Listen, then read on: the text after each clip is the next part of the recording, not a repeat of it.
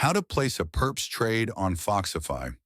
What you need to do is, of course, sign into your wallet, then up top, go to trade, go to perpetuals, and then select the asset you want to trade. In this case, I'll go Bitcoin. Here you can select a couple of things. You'll be able to go either isolated or cross margin. Right here, you can select your leverage.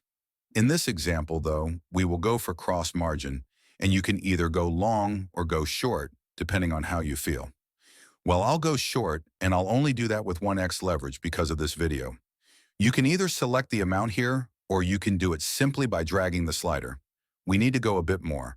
The minimum needs to be 0.001 Bitcoin. I'll select 25%, I'll go sell short, and as you'll see, right there and right there, instant order. No more confirmations in your wallet. That's it. Really simple, really easy, one-click trading.